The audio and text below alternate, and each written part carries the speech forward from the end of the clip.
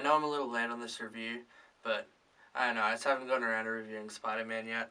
So, in this review, I'll tell you my thoughts on the new Spider-Man movie, if it's good, if it's bad. You know I'm a fan of Marvel, you know I'm a fan of the MCU, so yeah, let's just get into it. So yeah, Spider-Man Far From Home is the final movie in Phase 3. In the Infinity Saga, the one that started with Iron Man and ends with Far From Home. Tom Holland reprises his role as Spider-Man, Peter Parker. He does awesome in this movie. He's always a good Peter Parker. He's always been a good Spider-Man. But I reckon in this one, he's been given more to work with. And I think he's a really good Spider-Man in this movie. His story as Peter Parker, his character arc, is also really, really good. It's dorky, it's cute, it's romantic in a way. His story with MJ, his whole plan to get with MJ is really cute and adorable. Yeah. Also, can we talk about this guy, Mysterio? God, I was not expecting Jake Gyllenhaal to be so good as Mysterio. He's kind of a mentor figure for Peter in a way. After the recent loss of his previous mentor, Tony Stark, in the events of Endgame. Sorry about that. If you are caring about spoilers, should have seen Endgame before. So, what are you doing? But yeah, you can tell Jake Gyllenhaal had such a good time playing this role. He is charismatic, he's awesome, he's sarcastic in some scenes. He's charming too? I don't know. And I really like how they did the suit. Like, I'll show you in the pop figure, because I grabbed these for the thumbnail. But that suit there, that's all a real suit. They genuinely made a suit for him just to wear to be more realistic on set, which props to them. Not many people do that these days, but it's just cool to see. So now let's compare it to Homecoming, the previous Spider-Man movie. I reckon this one's better than Homecoming. I don't know, Homecoming was the introduction to Peter Parker. It was his first story, his first love, I guess, with... forget her name. I'll put it down here if I remember, but I don't remember it off the top of my head. But I liked his romance with MJ way more in this one. I liked Mysterio. I liked the Elementals as the bad guys instead of Vulture. Obviously, the Elementals are pretty one-note, but when they're in the action set pieces, especially the third act, they looked amazing. It was such a cool fight between Mysterio, Spider-Man, the Elementals. It was awesome. I obviously can't really say much. This will probably be a shorter review because, you know, if I spoil the movie, I'll probably get a gun to my head.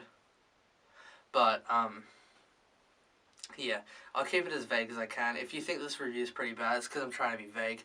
I will have a spoiler video up pretty soon. So, yeah, all the spoilers will be there. So if you have seen the movie, go check that video out because you'll probably like it more. I also think the action set pieces are better in this film, especially the third act. The third act of Homecoming, it was alright. It was more intense and desperate as Peter's last hope against Vulture, which I did think was still a really good villain, don't get me wrong. But I just preferred this movie over Homecoming. It had way more action, way more intense action even. And I liked how the movie focused on Peter trying to step out of the shadow of Tony Stark. Because obviously the world's trying to ask who's the next Iron Man. And Peter's asking the same question about himself. He doesn't know if he is able to be the next Iron Man. He doesn't know if he's good enough.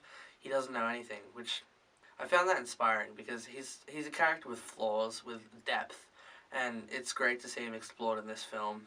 Yeah. I will say this movie kind of opens as more of a high school teen romance movie. Obviously it has Spider-Man doing stuff, but it takes a tiny bit to get into the actual fighting with Spider-Man and Mysterio.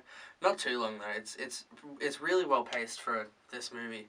I heard a couple people say this movie wasn't that well paced, but I don't know. I thought it was well paced compared to Homecoming, which kind of sometimes you felt like nothing was going on, like not nothing was going on, but like nothing substantial, I guess.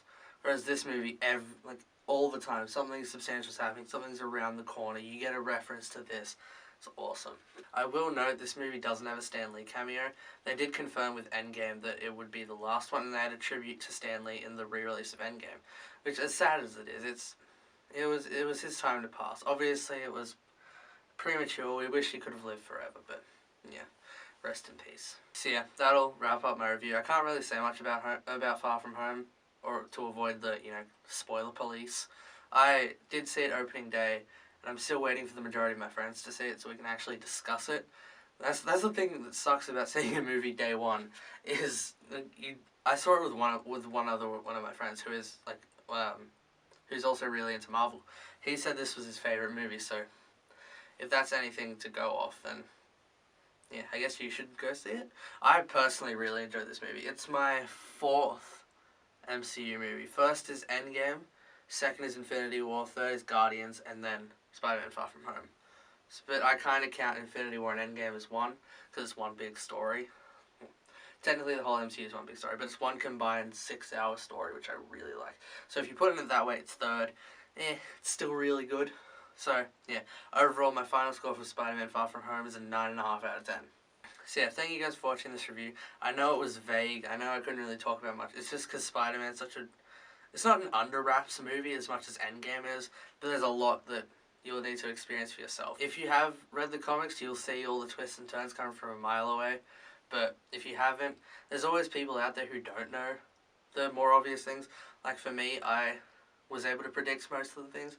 That's only because I'm a massive comic fan and I'm a massive Spider-Man fan, so I know a lot of this stuff. But yeah, definitely go see this movie. Catch it in cinemas if you can. If not, try to avoid spoilers till it comes out on digital. I doubt it'll be out till maybe October, perhaps. I don't know. But yeah, if you like this review, tell me what you thought of the movie down below if you have seen it. If you like this review, make sure to like, subscribe, hit the bell if you did like the video. And as always, I'll see you in the next one. Laters.